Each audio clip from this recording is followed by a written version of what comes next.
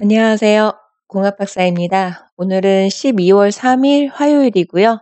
현지 시각 기준 12월 2일 월요일 뉴욕 증시 해외 선물 시장 어떤 흐름이었는지 시황 정리 시작하겠습니다. 어제 뉴욕 증시에서는 트럼프 대통령의 남미 두 국가의 고율의 관세 부과를 기습 발표한 데다가 미국의 제조업 지표가 부진했던 영향, 그리고 미중 무역 협상 불확실성이 다시 부각되면서 주요 지수 모두 하락했습니다. 브라질과 아르헨티나는 그동안 각각 25%와 10%인 철강, 알루미늄 관세 예외를 적용받아 왔었는데요. 이 두 나라가 환율을 절하함으로 인해서 미국 농가에 피해를 주고 있다라는 이유로 트럼프 대통령은 즉각 고율 관세를 부과하겠다라고 기습 발표하게 된 것입니다. 미중 무역 협상 관련 불안감도 지속되고 있는데요.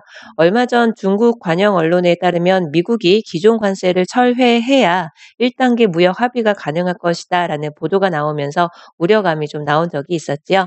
그런데 트럼프 대통령은 어제 12월 15일 전까지 중국이 무역 합의를 하지 않는다면 예정대로 부과될 것이다라고 다시 한번 밝혔습니다. 미국 상무장관은 심지어 이미 소매업체들이 재고를 쌓아두었기 때문에 예정대로 관세를 부과해도 크리스마스 쇼핑 시즌에 소비자들한테 피해되지도 않을 것이고, 심지어 오히려 이번이 매우 좋은 시기라고까지 덧붙였습니다. 얼마 전에 추수감사절 이후부터 이어지는 쇼핑 시즌을 앞두고 이 관세 부과에 따른 피해가 얼마나 클지 기타 등등 심각성을 제고하기 위해서 추수감사절 전에 미국 고위급 회담을 제안했던 중국의 전략 아닌 전략이 혹시 기억나시나요? 결국은 또다시 중국은 1단계 무역 합의를 하지 않으면 예정되어 있는 1,560달러에 달하는 관세가 부과되는 상황에 직면해 있는 것으로 보여집니다. 트럼프 대통령은 남미 두 국가의 환율 문제를 이유로, 그리고 중국과의 무역 협상 또한 불확실성이 지속되면서 글로벌 무역 환경이 악화될 우려가 다시 부상한 분위기였습니다. 미국의 제조업 지표 또한 부진하면서 어제 뉴욕 증시의 지수들을 짓눌렀는데요.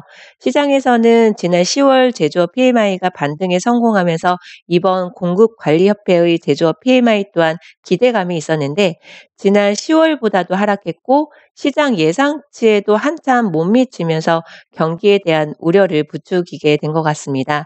반면에 중국과 유로존의 11월 제조업 PMI는 일제히 개선되었는데요. 미국의 지표 부진에 따른 투자 심리 위축을 막지는 못했던 것 같습니다.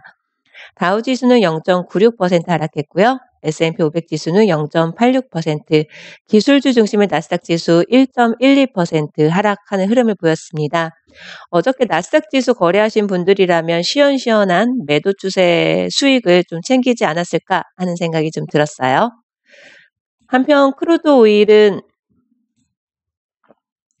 어제 1.4% 상승 마감했습니다. 당초 이번 산유국 회동에서는 감산 기간만 연장할 것이라는 전망이 우세했었는데요.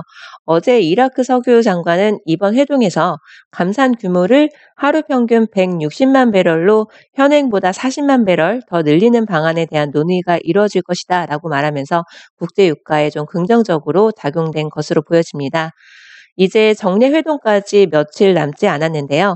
감산 규모, 감산 기간에 대해서 어제와 오늘, 그리고 오늘과 내일이 서로 다른 소식들로 전해지면서 크루드 오일이 출렁대고 있습니다. 중국의 제조업 지표 또한 개선되면서 국제 유가 상승 압력을 받은 것으로 보여지는데요. 하지만 트럼프 대통령이 남미 두 나라에 대한 고율의 관세 부과가 기습적으로 발표된 데다가 미중 무역 협상 불확실성 또한 부각되면서 유가 상단을 제한한 것으로 보고 있는데요. 러시아 노박 에너지부 장관의 발언 영향도 있고, 글로벌 무역 정책과 관련한 이슈도 크루드 오일의 주요 영향력이 되고 있지만, 산유국 간의 갈등 조짐이 보이게 될지 여부 또한 크루드 오일의 출렁거림의 주요 포인트가 될 수 있지 않을까 합니다. 어저께 저는 크루드 오일과 골드 중에서 골드로 검증 영상 공유 드리겠습니다 라고 말씀을 드렸었는데요. 제가 시황 정리해서 여러 가지 이유로 크루드 오일이 상승을 했고 상승을 좀 제한한 다른 이슈도 있다라고 정리를 해서 말씀을 드렸지만 그냥 단순하게 차트만 보기에는 급락을 했었고 그에 따른 어떤 그 반등 구간이지 않았을까 차트를 보기에는 많은 분들이 그렇게 생각을 하지 않았을까 싶습니다. 어제 오랜만에 골드 검증 영상 공유 드렸었고 1시간 30분 만에 30틱 단타 청산을 했었는데요. 이후 남은 계약수를 만약에 진입가로 손절을 조절을 하고 쭉 60분봉 차트상의 매도존 부근 이 부분이 되겠죠. 혹은 3분봉 차트상에서 TW 매도 신호가 나오는 부분까지 홀딩을 했더라면 얼마나 많은 시간이 걸렸을지 지나간 차트가 되고서야 아는 것이 있지만 굉장히 꽤 오랜 시간이 걸렸었을 것 같습니다. 30틱 단타 청산하고 나서 그 다음 수익 구간이 나오기까지 2시간이 넘는 시간이 걸렸고요. 그리고 나서 또다시 매도존 60분봉 차트상의 매도존까지 가격이 상승하기까지에는 또 2시간이라는 시간이 걸렸습니다. 어제처럼 긴 시간의 기다림이 필요한 날도 있고 비교적 짧은 시간 동안에 충분한 수익 구간을 주는 경우도 있기 때문에 결국에는 기다림이 익숙해지도록 마인드 컨트롤이 필요하지 않을까 하는 생각이 좀 들었고요.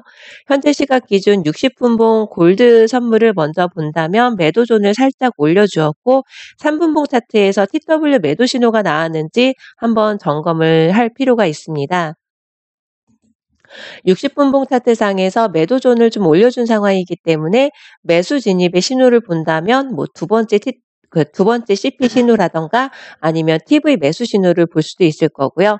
아니면 3분봉 차트에서 TW 매도 신호가 나왔는지도 함께 봐야 되겠죠.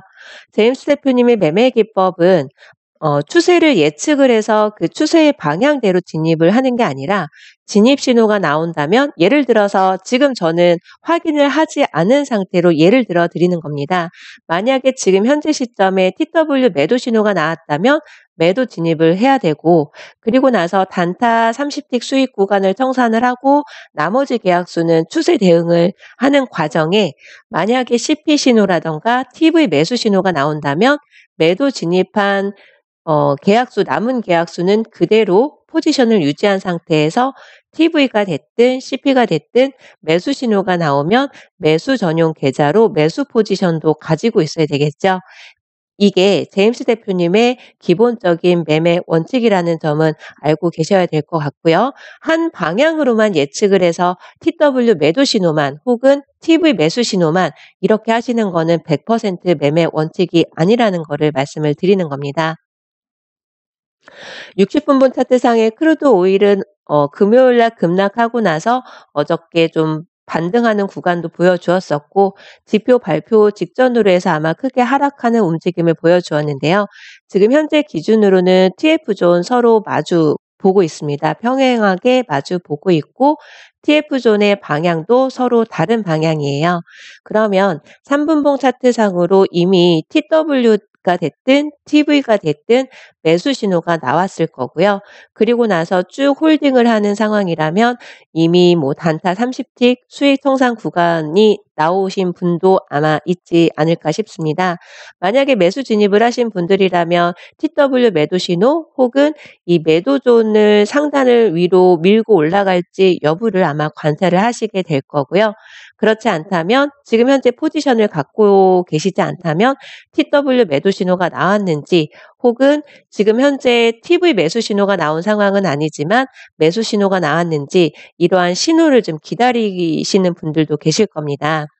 신호를 정확하게 충분히 기다려서 진입과 청산을 반복하시면 분명히 오늘도 누적 수익을 내실 수 있을 거라고 믿습니다. 원칙 매매 철저하게 지키시면서 오늘도 수익 청산하실 수 있는 행복한 하루가 되셨으면 좋겠습니다. 감사합니다.